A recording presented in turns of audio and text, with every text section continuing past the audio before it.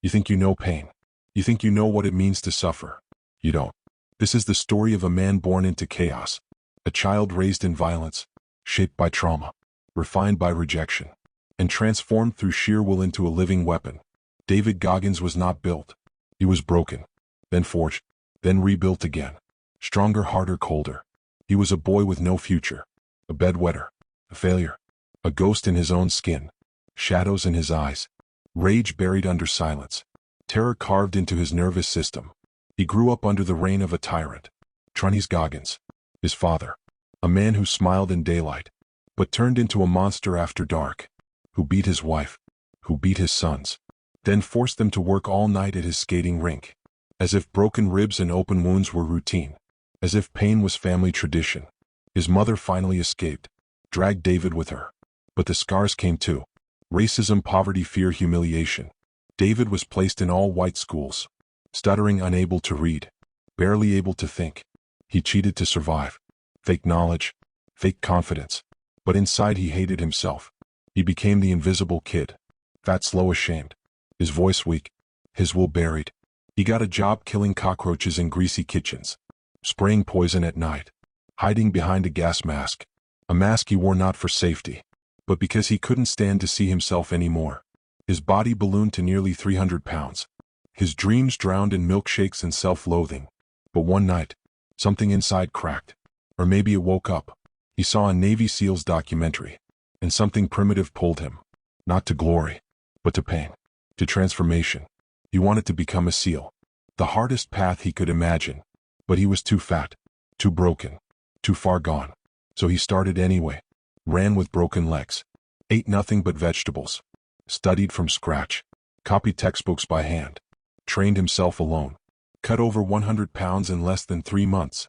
No coach. No help. Just suffering. The Navy rejected him. He applied again. Rejected again. But he didn't stop. He called every day. Until they said yes. Then came Hell Week.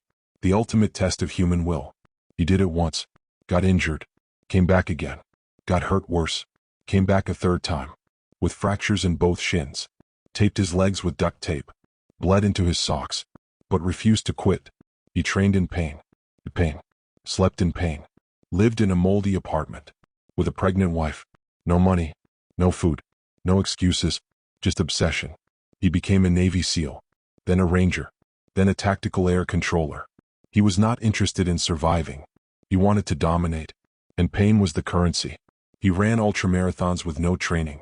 100 miles in 24 hours. His feet fell apart. His kidneys failed. He urinated blood. But he finished. Not to prove he could, but to prove weakness had no home in his mind. He attempted the pull-up world record. And failed. Then failed again. But on the third try, he did 4,030 pull-ups in 17 hours. His hands shredded. His muscles screaming. But he finished. Because Goggins doesn't quit. Goggins doesn't care how it feels. He only cares if it's done. He invented the 40% rule. When you think you're done, you're only at 40. The rest is where greatness lives, where the old you dies, and the real you begins. He didn't run from the past. He faced it. He confronted his abuser, his father. He looked into the abyss of his childhood, and didn't blink. He made peace not with kindness, but with truth. He stopped hiding, stopped blaming. He owned it all. His pain became fuel. His fear became fire. His trauma became steel. He was not a survivor. He was a weapon. He trained in the shadows. He ran through storms. He studied the mind like a soldier studies a battlefield. He became the master of discomfort, the god of grit, the man whose soul had no off switch. And when people say they're tired, he remembers working nights as a child, then going to school with bruises and shame. When they say they can't focus, he remembers copying math books by hand to teach himself how to think. When they say it's impossible, he remembers running on shattered legs, breathing through broken ribs, fighting through freezing surf torture, just to earn a uniform. He is the only man to complete SEAL training, Ranger School, and Air Force Tactical Control training. He has finished over 60 ultramarathons, triathlons, and Ironman events. He's broken records and rewritten the limits of the human mind, not because he's gifted, but because he chose war. Every day, against comfort, against weakness, against who he used to be. This is not inspiration. This is instruction. instruction in suffering, in ownership, in building a calloused mind, a soul forged in agony. So don't tell him it's hard. He's lived harder. Don't say it's not fair. He built greatness from hell.